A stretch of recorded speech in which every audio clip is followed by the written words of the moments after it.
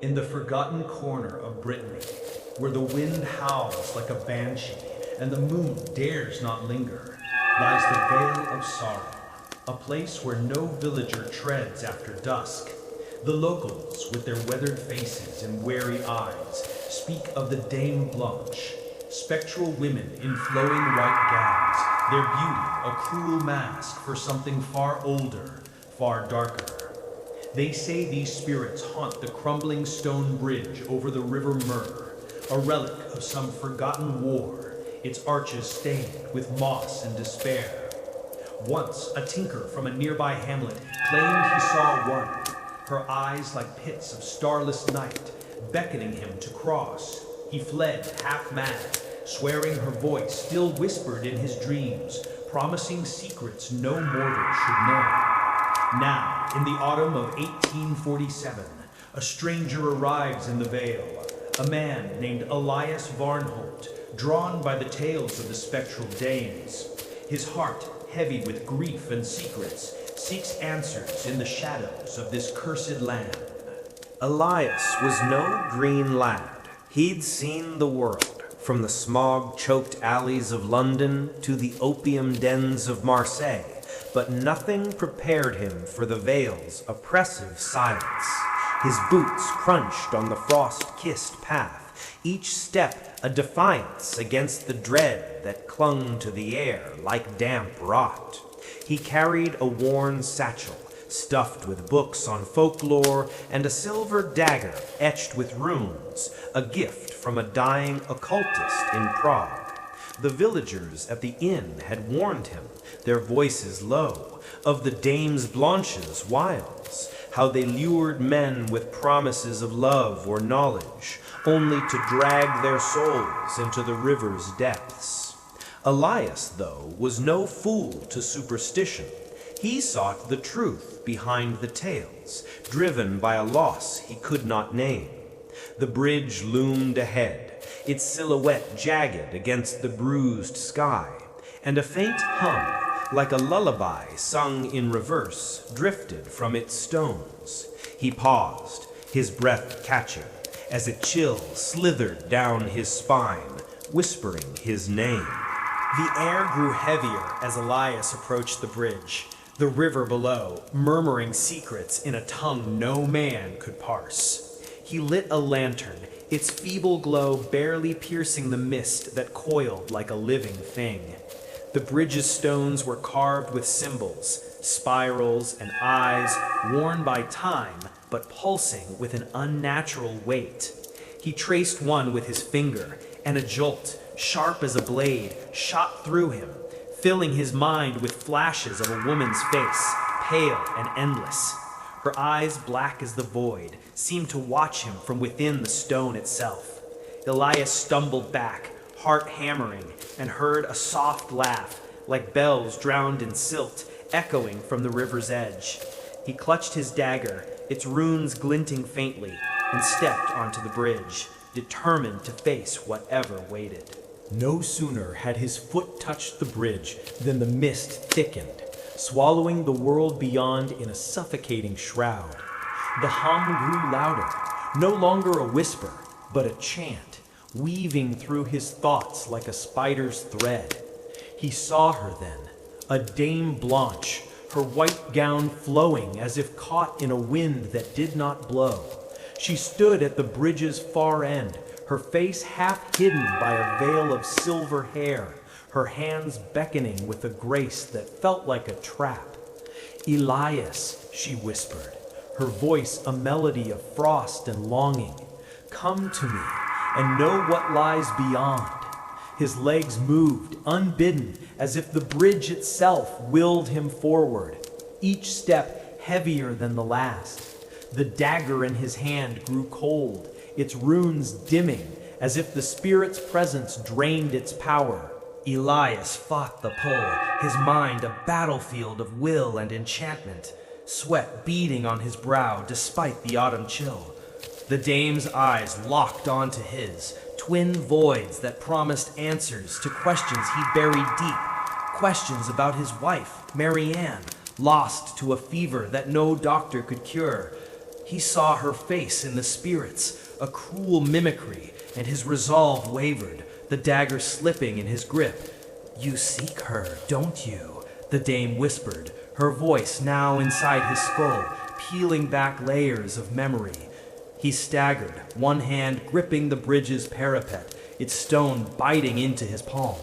The chant grew louder, a chorus of voices now, urging him to surrender, to cross, to drown in their embrace. Then, from the mist, another figure emerged, a second dame, her gown stained with shadows, her smile sharper than a blade. The second dame's presence fractured the air, her laughter a jagged edge that cut through the first siren song. Elias's vision swam, the bridge seeming to twist beneath him, its stones groaning as if alive. "Do not trust her," the second dame hissed, her voice like gravel underfoot, pointing at her counterpart. "She weaves lies, Elias, and you are no fool to be snared so easily." The first dame's smile faltered, her eyes narrowing, and the air crackled with unseen power, as if the two spirits waged a silent war. Elias clutched his dagger tighter, its runes flaring briefly, and took a step back, torn between the two specters. The bridge trembled, and from the river below, a low moan rose, as if the water itself hungered for his soul. Confusion gripped Elias as the dames circled him, their voices blending into a cacophony that threatened to unmoor his sanity. The first dame's words were honeyed, promising peace, while the second's were sharp, warning of betrayal. He felt the bridge shift again, its stones grinding like teeth, and glimpsed faces in the river, hundreds, thousands, their mouths open in silent screams. His satchel fell, spilling books and papers, and the wind tore them into the mist, as if the veil itself rejected his learning.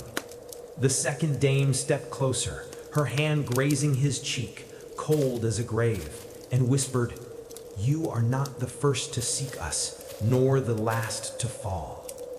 Elias's knees buckled, but he thrust the dagger forward, its light cutting through the mist, revealing a third figure watching from the shadows. The figure vanished as quickly as it appeared, leaving only a name in his mind, Marianne. The name burned in Elias's chest, a spark of memory that steadied his trembling hand. Marianne, his love, his loss, her face now a ghost in his mind, mirrored by the dame's cruel mimicry.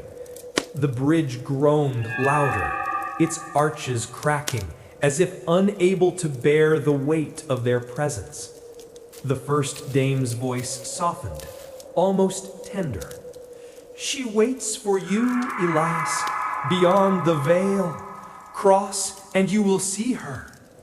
The second dame sneered, her form flickering like a candle in a storm.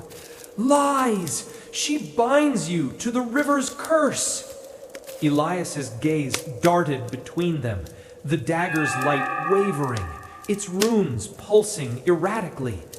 Then, from the mist, a third voice called, a voice he knew, soft and broken, echoing from the river's depths, pulling him toward the edge. Elias leaned over the parapet, the river's surface a mirror of ink, reflecting not his face but hers, Marianne's, pale and pleading, her hands reaching up through the water. The dames fell silent, their forms dimming as the river's voice grew stronger, a siren call that drowned out reason. His dagger slipped from his hand, clattering onto the bridge, its runes now dark, useless against the pull of the deep. "Elias," Marianne's voice whispered, "come to me and be whole again." He reached out, his fingers grazing the water, and felt a cold so profound it burned. Drawing him forward, the bridge shuddered violently, stones tumbling into the river, and the dame's laughter returned, a chorus of triumph and malice. As Elias's foot slipped, the mist swallowed him, and the veil fell silent, save for the river's endless murmur. The night stretched on, the veil of sorrow reclaiming its stillness as if Elias had never been. The bridge stood as it always had, its stones silent but watching, waiting for the next soul to wander too close. In the village, the inn's fire burned low, and the locals whispered of another fool lost to the Dames Blanches' wiles. Yet, in the river's depths, something stirred, a shadow that was not quite Elias, not quite human, its eyes glowing with a light no mortal could bear. The dames too lingered, their forms fading into the mist, but their voices carried on the wind, seeking the next to answer their call. The veil held its secrets close, and the river kept its own. But one truth remained: the Dames Blanches never truly let go. And somewhere, in the dark, Marianne's voice still called, unanswered, eternal. The veil of sorrow exhaled a frigid breath, its mist curling like fingers around the ancient bridge where Elias had vanished. The river murmured on, its waters black as ink, hiding whatever it had claimed that night. In the village, whispers grew darker, tales of Elias's fate weaving into the lore of the Dames Blanches, each teller adding a shiver to the story. Yet beneath the river, in a place where light drowned and time twisted, Elias awoke, his lungs burning, his body not his own. He lay on a bed of smooth stones, their surfaces slick with algae, glowing faintly with a sickly green light. Above him, the water formed a ceiling, rippling yet unyielding, trapping him in a cavern that felt like a tomb. A voice, soft as a sigh, called his name, Marianne's voice, but warped as if spoken through shattered glass. Elias clawed at the stones, his fingers numb, his mind a fog of half-remembered terror. The air was thick, tasting of salt and decay, pressing against his chest like a living weight. He staggered to his feet, searching for his dagger, but found only the empty sheath, its runes cold and lifeless. The cavern stretched endlessly, its walls carved with the same spirals and eyes as the bridge above, pulsing with a rhythm that matched his heartbeat. Marianne's voice called again, now from deeper within, each syllable a hook in his soul, pulling him forward. He stumbled through the dark, the stones shifting beneath him, as if the cavern itself breathed. At the tunnel's end, a faint light flickered, and with it came the sound of laughter, cold, sharp, unmistakably the dames. The light grew brighter, revealing a vast chamber where the air shimmered with an unnatural frost.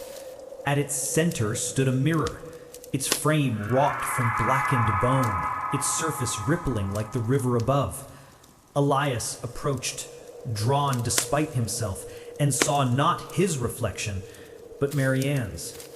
Her eyes wide with fear, her hands pressed against the glass.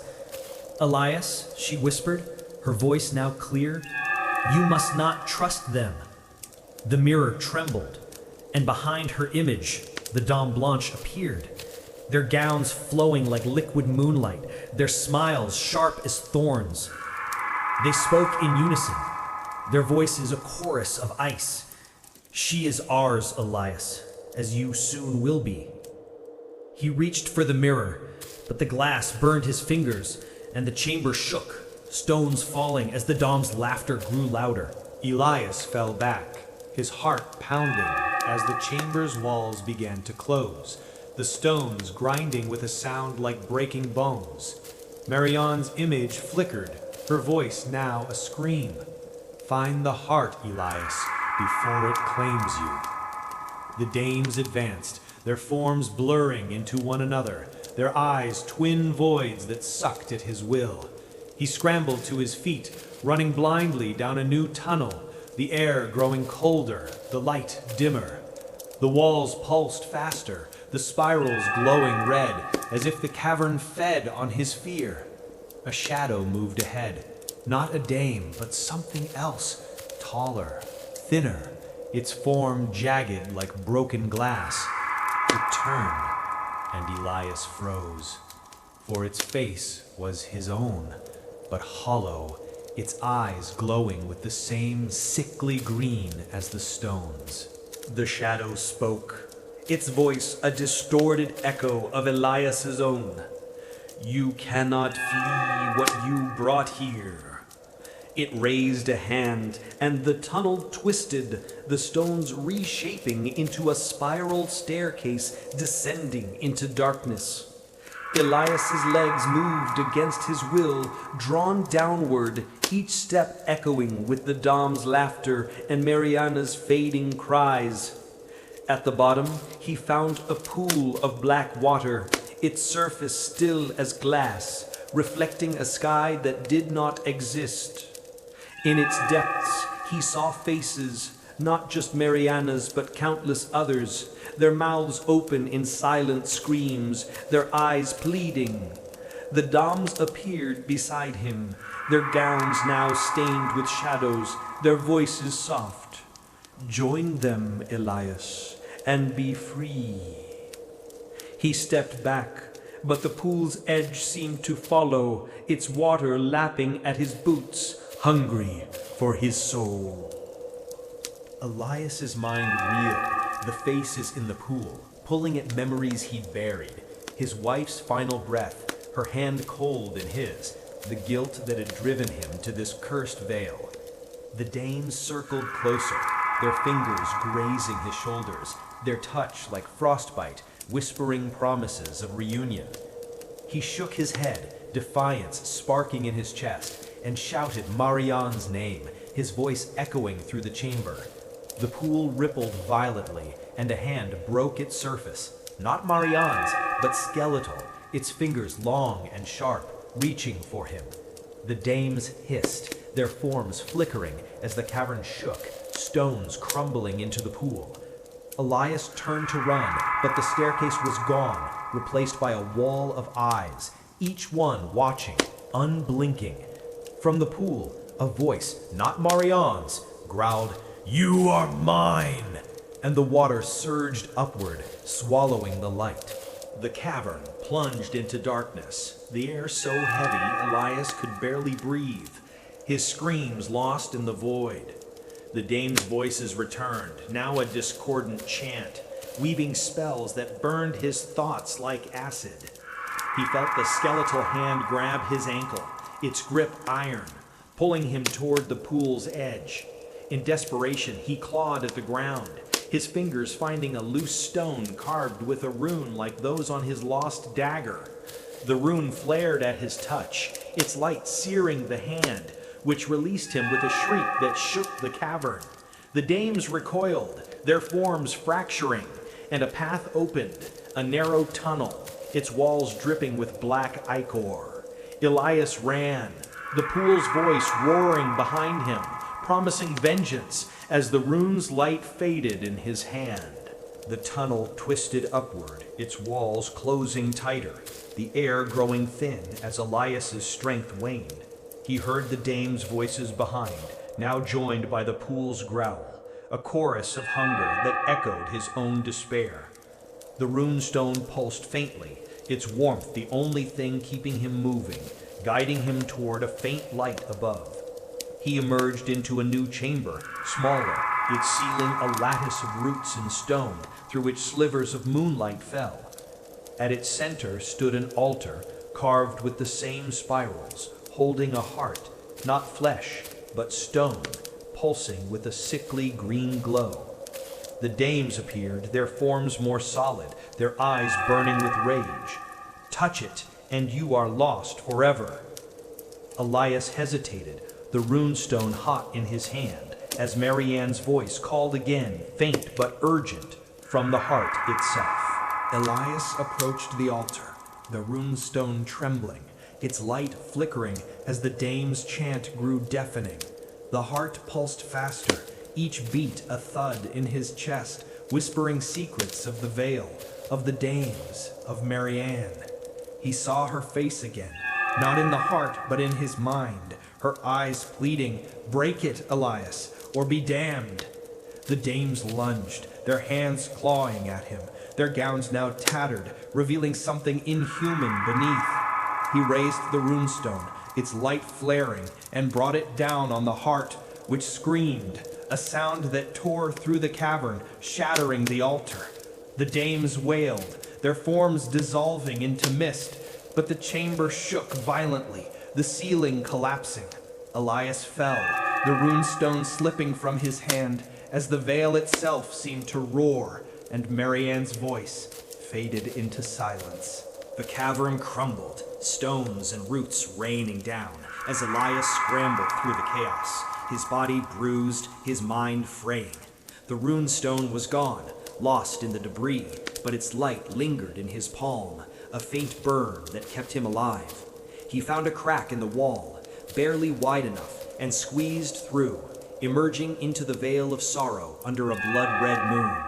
The bridge loomed in the distance, its arches cracked but standing, the river below silent for the first time. Yet the air was wrong, heavier, alive with whispers that were not the dames, but something older, deeper. Elias stumbled toward the village, his heart pounding with the echo of the stone heart's beat, knowing he had not escaped, but merely delayed the veil's hunger. Behind him, the river stirred, and a new shadow rose, its form neither dame nor human, watching as he fled into the night. Elias staggered through the veil of sorrow, the blood-red moon casting long shadows that seemed to claw at his heels. The village lay ahead, its dim lights flickering like the last breaths of a dying fire, offering no warmth. His palm still burned from the runestone, now lost, its faint glow a memory that pulsed in his veins. The air was thick with whispers, not the dame's voices, but something older, woven into the wind, speaking of debts unpaid. He reached the village square, where the inn sign creaked, its faded letters spelling Le Repos du Pèlerin. The villagers, huddled within, fell silent as he entered, their eyes sharp with fear and suspicion. A single candle burned on the counter, its flame trembling as if it knew what followed him. Elias collapsed into a chair, his breath ragged, the weight of the veil pressing against his skull. The innkeeper, a gaunt man with a face like weathered oak, slid a mug of ale across the counter without a word. "You've seen them, haven't you?" he muttered, his voice low as if the walls themselves might listen. Elias nodded, his thoughts tangled with images of the cavern, the heart, and Marianne's pleading face. A woman by the fire, her shawl drawn tight, whispered to her neighbor, "He's marked now, like the others." The whispers grew, a chorus of dread, telling tales of men who crossed the bridge and returned changed, or not at all. Elias gripped the mug, his knuckles white, feeling the village's fear seep into him, as if the dame's reach extended even here. The innkeeper leaned closer, his breath sour with ale, and spoke of the veil's curse, a tale older than the stones of the bridge. He said the dames were not spirits, but fragments of something ancient, bound to the river by a pact sealed in betrayal. Long ago, a woman named Isabeau, spurned by her lover, had cursed the veil, her heart's blood feeding the river's hunger. The dames, he claimed, were her echoes, luring men to pay her endless debt. Elias listened, his mind racing, the name Isabeau striking a chord. Had Marianne spoken it in his dreams? A creak from the inn's door silenced the room, and a cloaked figure entered, their face hidden, carrying a bundle wrapped in black cloth. The villagers shrank back, and Elias felt the air shift as if the veil itself had stepped inside. The cloaked figure moved to the fire, their movements slow, deliberate, as if time bent around them. They unwrapped the bundle, revealing a book bound in cracked leather, its pages yellowed and etched with the same spirals Elias had seen in the cavern. "You've touched the heart," the figure said, their voice neither male nor female, soft as ash falling. Elias froze, the runes burn in his palm flaring, as the figure opened the book, revealing words that seemed to writhe on the page. The villagers gasped, some crossing themselves, others fleeing into the night, but Elias could not look away. The figure pointed to a passage, its words speaking of a key, a stone, a word, a sacrifice, to break the veil's curse. Before Elias could speak, the figure vanished, leaving the book behind, its pages fluttering as if alive. Elias reached for the book, his hand trembling, the whispers in the air now a deafening roar in his ears. The pages burned to the touch, each word a shard of ice in his mind, telling of Isabeau's lover, a man who betrayed her for power, sealing her fate. The text spoke of the heart, not just stone, but the veil's core, a prison for souls lost to the Dames. Marianne's name appeared, scrawled in red ink, her fate tied to the curse, her soul trapped in the river's depths. Elias's heart clenched, guilt and hope warring within him as the inn's walls seemed to close in.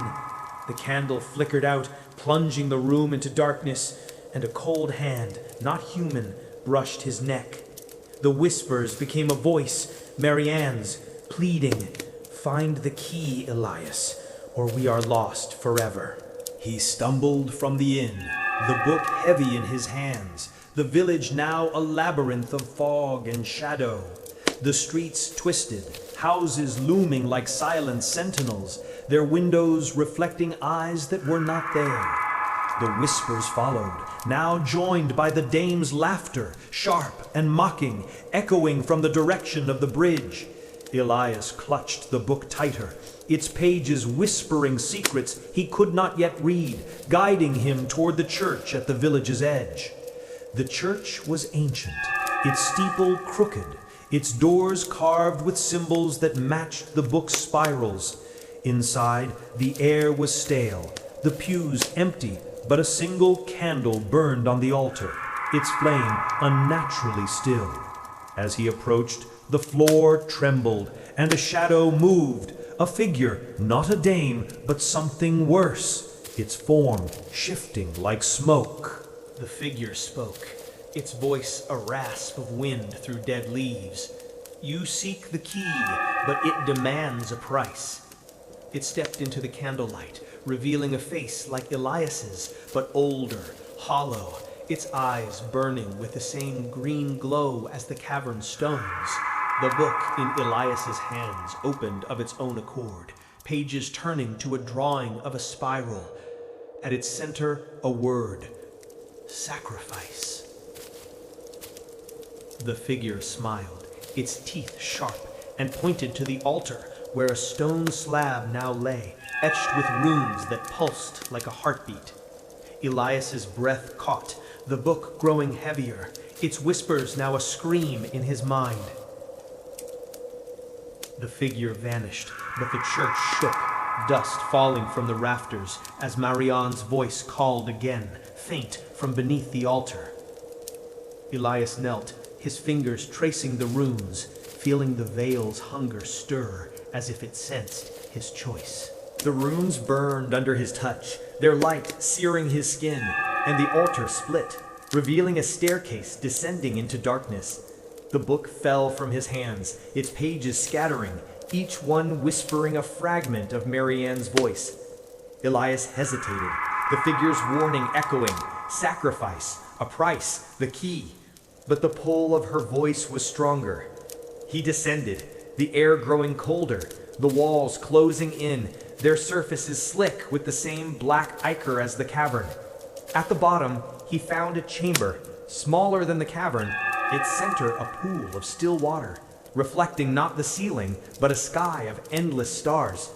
The dames appeared, their gowns tattered, their faces no longer beautiful, but skeletal, their eyes voids of rage.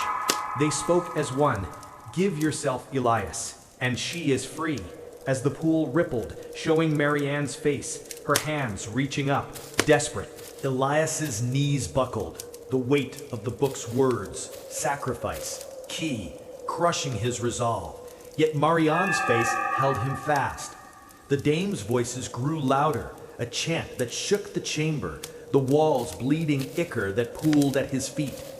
He reached for the water, his fingers grazing its surface, and felt a pull, not just of Marianne, but of countless others, their souls trapped in the veil's curse. The runes on the altar above flared in his mind, their meaning clear now. One life for many, his for hers. The dames laughed, their forms merging into a single entity, its shape twisting, no longer human, but a mass of shadows and eyes. The pool surged, its water rising like a tide, and Elias felt his will slipping, his body drawn toward the depths. Then, from the darkness, a new voice, not Marianne's, spoke a single word. No. And the chamber exploded in light, shattering the vision. The light faded. Elias sprawled on the church floor, the altar whole again, the book gone, its pages ash at his feet. The village was silent, the whispers gone, but the air still carried the veil's weight, heavier now, expectant. He staggered outside, the blood-red moon lower, its light casting the village in a sickly glow. The bridge loomed in the distance, its arches calling, as if the dames waited still, their hunger unquenched. Elias's hand burned, not with the rune's light, but with a new mark, a spiral, etched into his palm, pulsing faintly. He knew the veil was not done with him, that the key, whatever it was, lay beyond the church, beyond the bridge, in the heart of the curse. As he walked toward the village's edge, a shadow moved behind him, not the dames, but something new, its whisper promising truths he feared to know. Elias stood at the village's edge, the spiral mark on his palm pulsing like a second heart, its faint glow casting shadows that writhed like serpents. The veil of sorrow stretched before him, its fog thicker now, swallowing the path to the bridge under a shroud of gray. The whispers had returned, no longer just the dames' voices, but a chorus of countless others, their words a tangle of pleas and threats. The blood-red moon hung low, its light bleeding into the mist, painting the world in hues of rust and despair. Elias's legs trembled, but the mark urged him forward, as if the veil itself had carved its will into his flesh. Behind him, the village lay silent, its lights extinguished, as if it had turned its back on him. The shadow from the church followed, its presence a cold weight at his back, whispering a single word: sacrifice. He walked toward the bridge, each step heavier, the mark's pulse sinking with the veil's unseen heartbeat. The air grew colder, the whispers sharper, now forming words he could almost understand. Names, curses, promises of release. The bridge emerged from the fog, its arches more broken than before, as if the veil's hunger had gnawed at its stones. Elias's hand brushed the parapet, and the spiral mark flared, sending a jolt through him, visions of Marianne's face flashing in his mind. Her eyes were no longer pleading, but fierce, commanding him to find the key to end the curse. The shadow behind him grew closer, its whisper now a hiss. You cannot outrun what you owe. Elias turned, but the shadow vanished, leaving only the echo of its voice and the river's low growl below. The river's surface was no longer still, but churning, its waters rising as if stirred by an unseen storm. Elias leaned over the parapet, the mark's light reflecting in the black waves, revealing glimpses of faces, not just Marianne's, but others, their mouths open in silent screams. The whispers became a scream, a cacophony of voices begging for freedom, their weight pulling at his soul. He clutched the parapet, the stone crumbling under his grip, and felt the mark burn hotter, as if it would consume him. A figure appeared on the bridge's far end, not a dame, but the cloaked figure from the inn, holding the leather-bound book, its pages now dripping with black ichor. "The key lies within," the figure said, its voice a blade, "but only blood can open it." The river surged, a wave crashing against the bridge, and Elias felt the mark pulse in time with its rhythm, urging him to act. Elias stumbled toward the figure, the book's pages fluttering open, each one stained with words that seemed to writhe and bleed. The figure's hood fell back, revealing a face neither human nor dame, but a mask of shifting shadows, its eyes twin spirals mirroring his mark. "Read," it commanded, and the book's words burned into Elias's mind, telling of Isabeau's betrayal, her lover's greed, and the curse that bound the veil. The text spoke of the key, a blood offering, a life given willingly to shatter the heart's hold and free the trapped souls. Elias's heart clenched, the mark's heat searing his flesh as Marianne's voice rose from the river. "Do it, Elias, for me."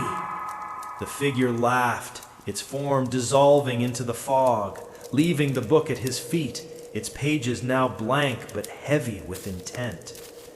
The bridge shook, stones falling into the river, and the whispers grew into a roar, demanding his choice. Elias knelt, his fingers trembling as he touched the book, its cover cold as the river's depths, its weight pulling him toward the parapet. The mark on his palm flared, its light illuminating the blank pages, which now bled red, forming a single word: Marianne. Her voice screamed from the river, not pleading but commanding, "Break the curse, Elias, or we are all damned." The dames appeared, their forms no longer beautiful but grotesque, their gowns tattered, their faces skulls with glowing eyes. They reached for him, their fingers clawing at the air, their voices a chant that shook the bridge to its core. Elias clutched the book, its pages burning his hands, and felt the mark's pulse quicken as if it knew what he must do. The river roared, a wave rising to claim him, and the shadow from the church reappeared, its form now clear, a man, his face Elias's own, but twisted, its eyes promising oblivion. The shadow man spoke, its voice a mirror of Elias's. "Your blood, your life, for hers. Choose now." The book fell open, its pages no longer blank, but filled with spirals, each one pulsing in time with the mark on his palm. Elias's vision swam, the veil's hunger a living thing, pressing against his chest, whispering of Marianne's soul trapped forever. He stood, the bridge cracking beneath him, and raised his hand, the spiral mark blazing like a star, its light cutting through the fog. The dames screamed, their forms fracturing, as the river's waves crashed higher, threatening to swallow the bridge whole. Elias stepped to the parapet's edge, the book heavy in his hands, and saw Marianne's face in the water, her eyes fierce, urging him on. The shadow man laughed, its form merging with the dames, becoming a single entity of shadow and bone, its eyes a void that promised no return. Elias's resolve hardened, the mark's heat now a fire in his veins, burning away fear, leaving only purpose. He opened the book, its pages now a map of the vale, showing a path beyond the bridge, to a place where the heart's true power lay. The dames' chant grew desperate, their forms unraveling, as the shadow entity lunged at him, its claws grazing his arm, drawing blood that hissed on the stones. The mark flared brighter, its light searing the entity, which recoiled with a scream that shook the heavens. Elias ran, the book guiding him, its pages whispering directions to a forgotten grove deep in the vale. The bridge collapsed behind him, stones plunging into the river, which roared in fury, its waves chasing him into the fog. The shadow entity's voice followed, a final warning. You cannot escape the price. As the veil itself seemed to shift, the path twisting toward an unknown fate. The grove emerged from the mist, its trees gnarled and black, their branches forming a canopy that blocked the moon's light. The book's pages turned of their own accord, revealing a drawing of a stone circle, its center a pit where the heart's true form waited. Elias's breath caught, the mark on his palm now a searing pain, as if it sensed the end approaching. The whispers filled the grove, no longer just voices, but a storm of screams, pleading for release, for vengeance, for blood. He found the stone circle, its slabs carved with spirals, their surfaces slick with the same ichor that had bled in the cavern. The pit at its center pulsed. Not stepped forward, the Danes reappeared, their forms barely holding together, their voices a broken chant. One life, Elias, for all. Elias knelt at the pit's edge, the book falling open to a final page, its words written in blood. The key is you. The mark on his palm burned white hot, its light illuminating the pit, revealing a heart. Not stone, but flesh, beating with a sickly green glow, surrounded by shadows that writhed like living things. Mary Ann's voice rose, clear now from the heart itself. Elias, end it, please. The dames lunged, their claws tearing at his flesh, but the mark's light held them back, its power growing with his resolve. He reached for the heart, his hand trembling, knowing the price, his life for hers, for all the souls trapped in the veil. The shadow entity appeared, its form now a mass of eyes and claws, its voice a scream, "You will join us." The pit surged, its darkness rising to meet him, and Elias's hand touched the heart, the world dissolving in a blaze of light and pain. The light consumed everything, leaving Elias blind, weightless, his body no longer his own, the mark's fire now a part of him. The grove was gone, the veil silent, the whispers stilled, but the heart's beat echoed in his chest, unrelenting. He felt Mary Ann's presence, not in the pit, but within him, her voice soft. "You're not done, Elias." The darkness parted, revealing a new path, not in the veil, but beyond, a place where the sky was gray and the air thick with ash.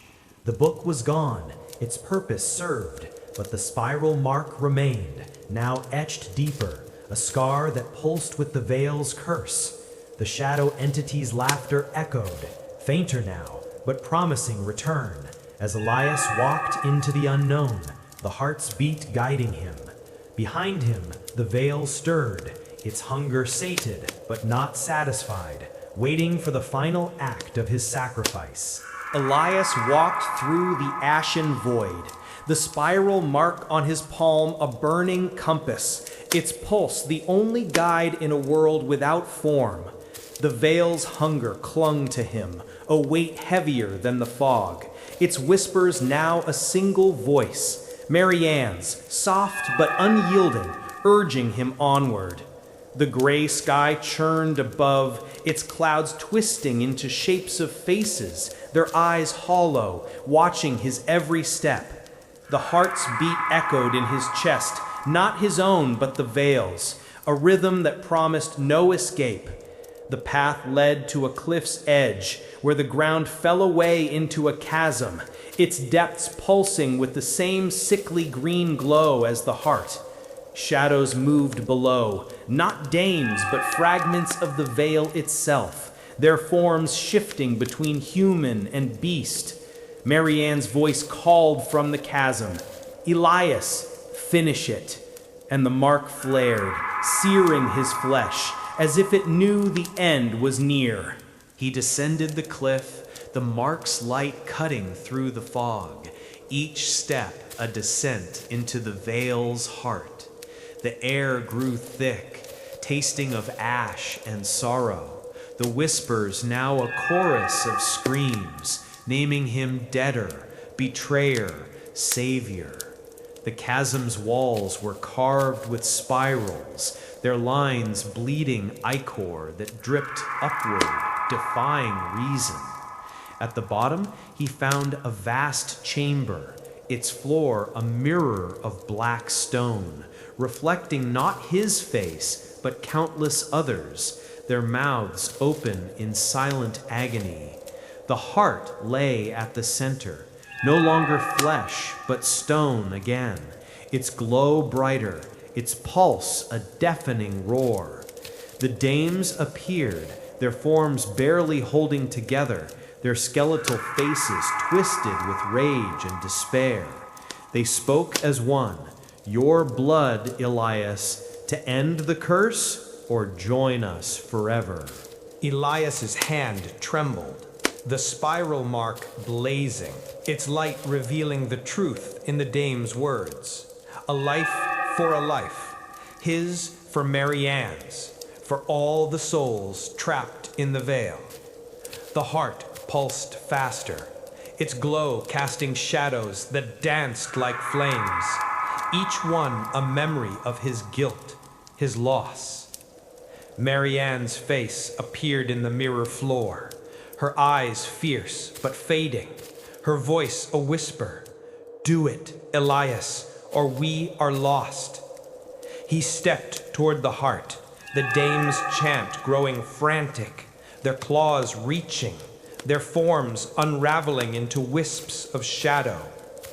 The shadow entity from the grove emerged, its mass of eyes and claws now a towering figure, its voice his own. "You cannot undo what was done." Elias's resolve hardened, the mark's fire spreading through him, and he reached for the heart, its surface burning his hand. The chamber shook, the mirror floor cracking as the veil itself screamed, rejecting his defiance. The heart's pulse stopped, and for a moment silence gripped the chamber. The dames frozen, their eyes wide with fear. Elias pressed his marked hand harder against the heart, its stone cracking under his touch, releasing a wave of green light that blinded him.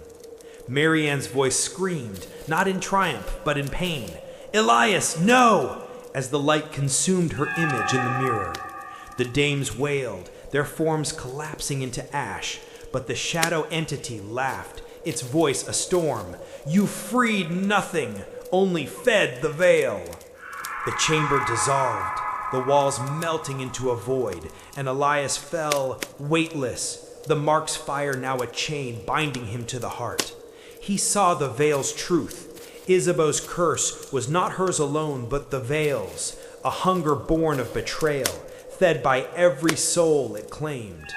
Marianne's face flickered one last time, her eyes empty, and Elias realized the price. His sacrifice would not save her, but damn them both.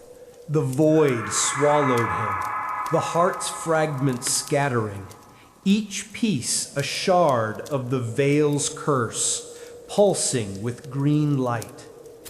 Elias's body burned, the mark spreading across his skin, its spirals covering him like a shroud.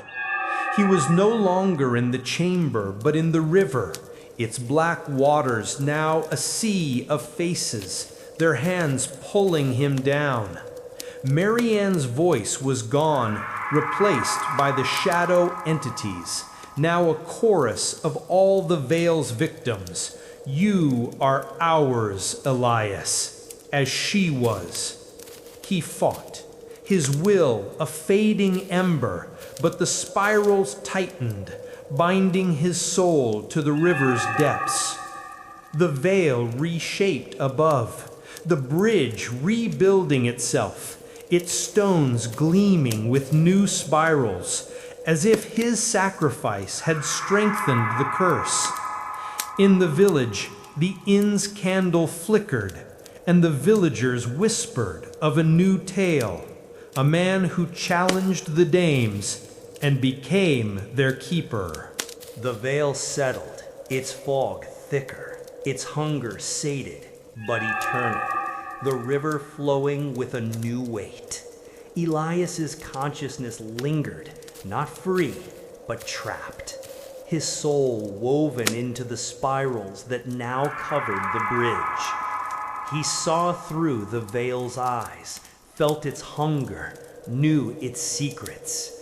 Isabeau's lover, her betrayal, the heart's creation, all born of a pact with something older than the dames. The shadow entity was no longer separate, but part of him, its laughter his own, a torment that echoed in the river's depths. The villagers avoided the bridge, their tales growing darker, warning of a new specter, not a dame, but a man, his eyes glowing green, guarding the curse. Mary Ann's soul was gone, not freed, but consumed. Her name a whisper in the wind, lost to the veil's endless hunger.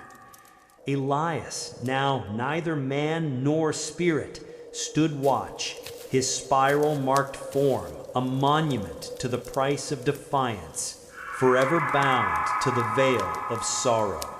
The seasons turned, the veil unchanging, its bridge a silent sentinel under skies that never cleared. The villagers' tales grew faint, their fear keeping them from the river, but the whispers never ceased, carried on the wind. Elias's soul stirred within the bridge, his memories a flicker in the stone, his guilt a chain that held him fast. The dames were gone, their forms dissolved, but their essence lived in him, their hunger now his own.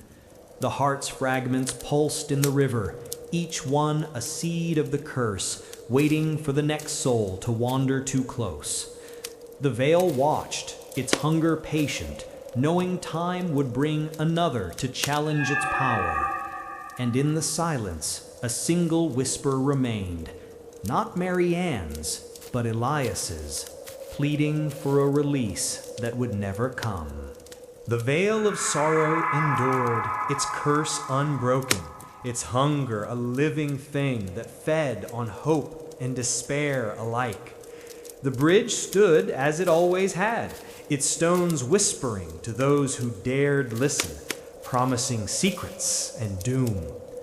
Elias's name faded from the village, his tale a warning, his fate a shadow cast across the veil.